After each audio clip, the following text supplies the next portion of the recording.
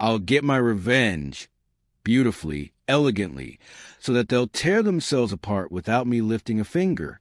It all started on an ordinary Wednesday evening with a phone call. I was in the kitchen, grating potatoes for hash browns. Then I went to the living room to ask my husband if he wanted sour cream with dinner. Apparently, I walked in too quietly, because I heard him whispering to someone, "Babe!" No, come on, don't say that. Of course, sweetheart. Sweetheart? Excuse me, who exactly is sweetheart? His boss? The one pushing 60 and 120 in pounds? Yeah, we'll see each other tomorrow, okay? He purred. Can't wait. That tone, that voice. I hadn't heard him talk like that in at least 5 years. Maybe more. I stepped into the room. Mark at his phone so fast. You'd think I walked in on a crime scene. Who were you talking to? I asked, pretending to sound casual. Oh, clients. Work stuff, he mumbled. Right, because clients always get called babe and sweetheart. The next morning, Mark left for work earlier than usual, which, of course, only made me think harder. I sat down at the kitchen table with my tea, his mug still standing across from me, and suddenly everything started clicking. First, the smell. He used to wear regular deodorant. Now it's some fancy cologne that makes me sneeze every time he walks by. Second, the shirts.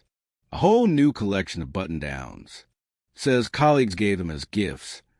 Oh, sure, because office guys totally buy each other clothes. And third, the phone. He used to yell across the apartment, "Honey, grab it for me. My hands are busy." Now, he snatches it up himself and rushes to the balcony like a man possessed. Even in the middle of winter, one evening I asked, "Why are you being so secretive lately?" "Confidential work," he said, like he was in the CIA. "Yeah, sure.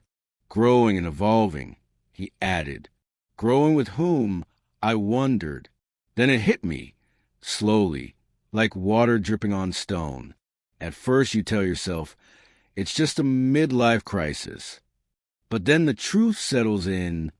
This is an affair. Classic textbook cheating. And what scared me most wasn't that he was cheating. It was that I was letting it happen, pretending everything was fine. Our life had been predictable, almost peaceful. I worked in accounting, crunching numbers all day, eating sandwiches on a bench at lunch. Then home, dinner, dishes, TV. Mark would eat, watch sports, fall asleep on the couch. I'm tired, don't wake me. Weekends, same thing. Sometimes my best friend, Laura, would drop by. She recently became a photographer. Well, that's what she calls it. Truth is, she's tried a dozen jobs and stuck with none. Lazy as they come, but fun to hang out with. We'd sit in the kitchen, gossip, drink tea, while Mark snored or scrolled through his phone. 12 quiet years like that. No kids. At first we tried, then just stopped caring. Got used to being 2 instead of 3. Then one night after Laura left, I was doing the dishes when I heard Mark again on the balcony, whispering, "Yes, tomorrow for sure. You forgot your scarf, remember? I'll bring a kitten." And that was the moment it hit me like lightning. Laura's scarf was right there, hanging in the hallway. I'd just seen it. I was about to text her about it myself. I walked out to the balcony. Mark quickly hung up the phone like a teenager caught sneaking out. "Oh, Sarah, you scared me," he said. "Relax," I smiled. "Who was that?" "My boss again. Project stuff." "Sure, project stuff." And right there I decided, fine, let's play his game. If he wants a double life, let's see how he handles mine. The next morning, Laura called.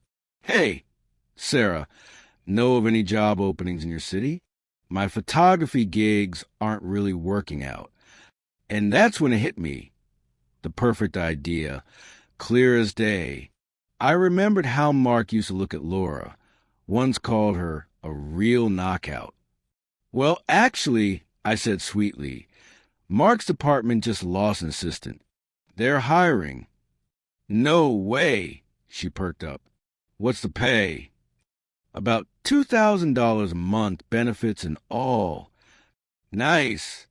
Maybe I'll stop by tonight. Talk to him? Sure. Come around 7.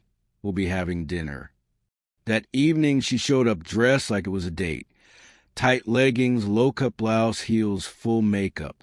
When Mark saw her, his eyes widened like a kid spotting candy. Hey, Mark, she purred.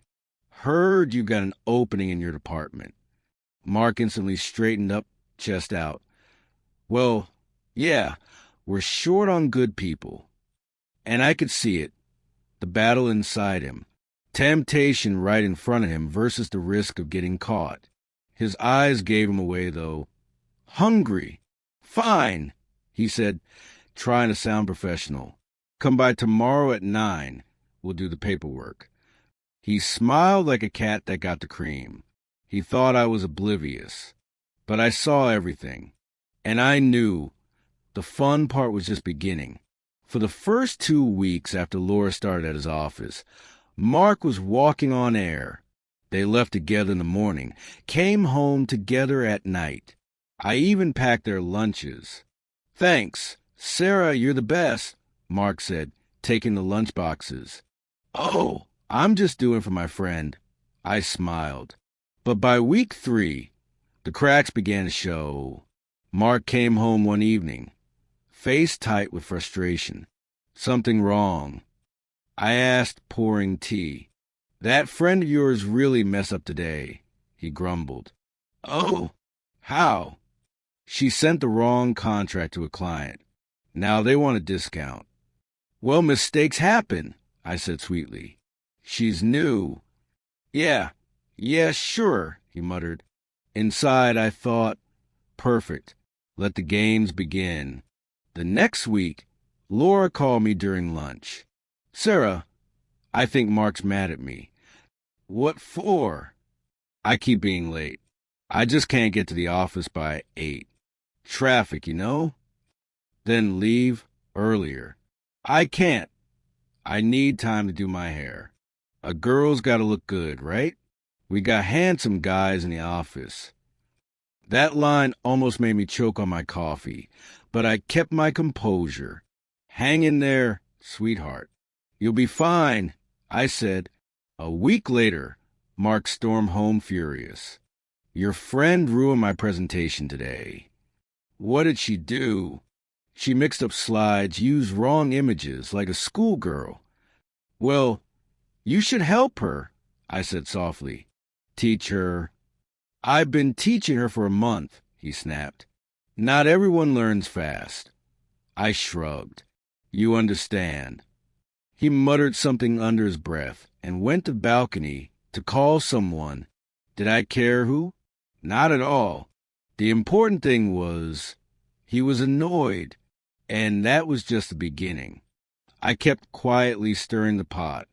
Mark, Laura said you didn't support her during the meeting. There was nothing to support. She couldn't even finish her report. But you're her supervisor, aren't you? I'm the manager of the department, not every chicken working in it. Oh, how quickly the beautiful woman turned into the chicken.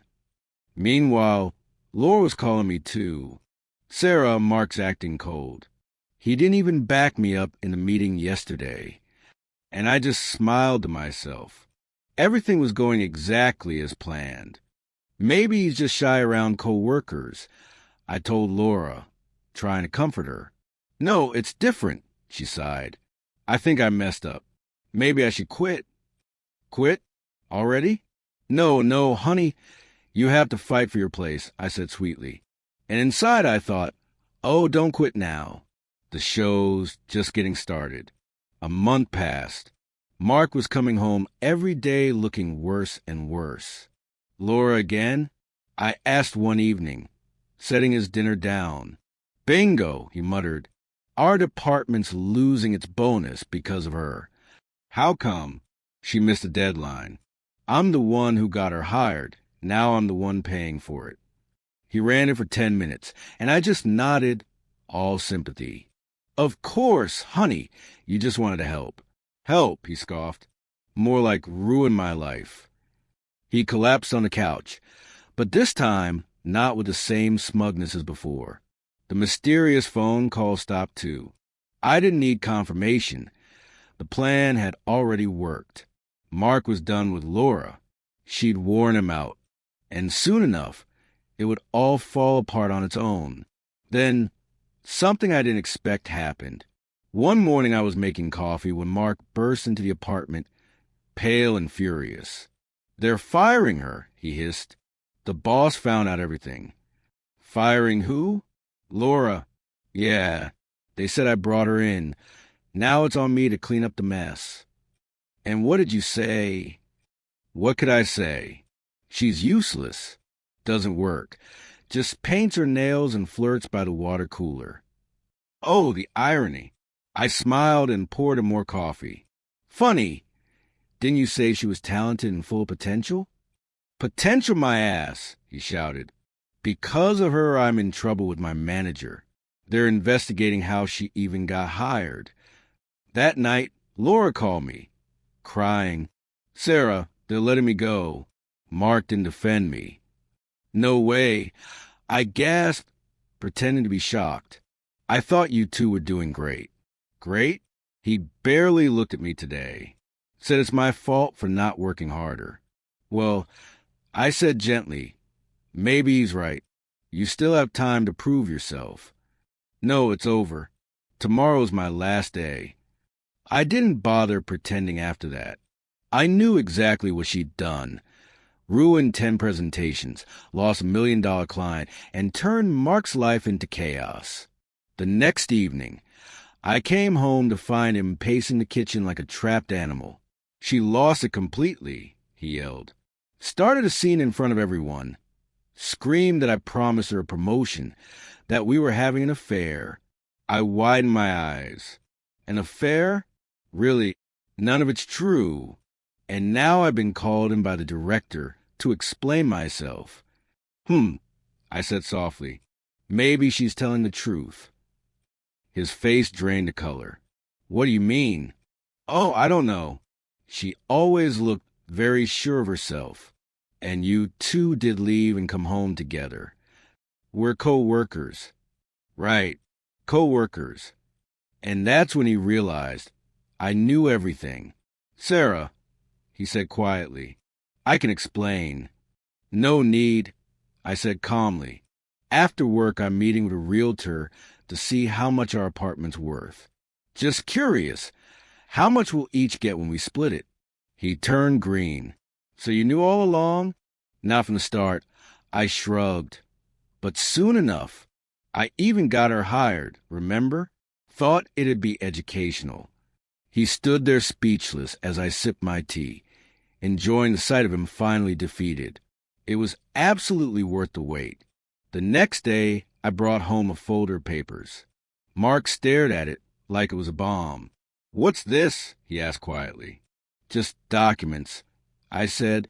"The lawyer checked the apartment could be divided evenly." He flipped through the papers, hands trembling. "You're really divorcing me over her?" "Over her?" I smiled. "Strange. A month ago, she was your dream girl, beautiful, talented."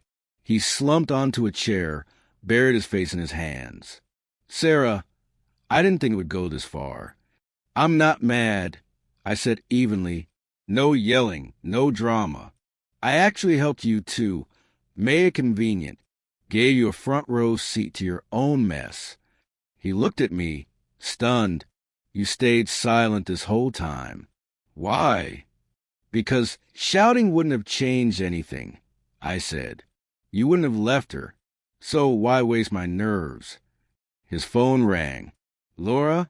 I guess. Her last day today, right? Did she go out with a bang?" He groaned. "You have no idea.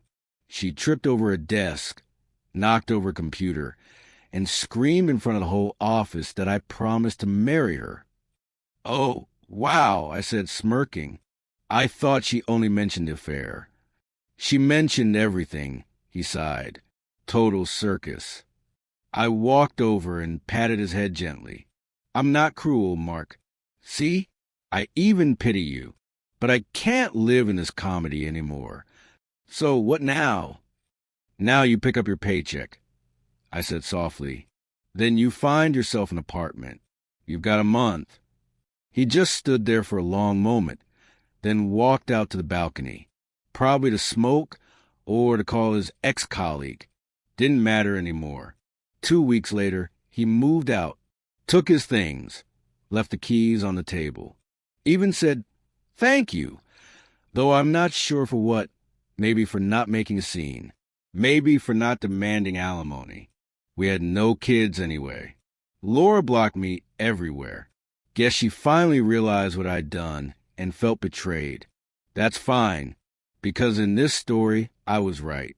And honestly, I don't regret a thing.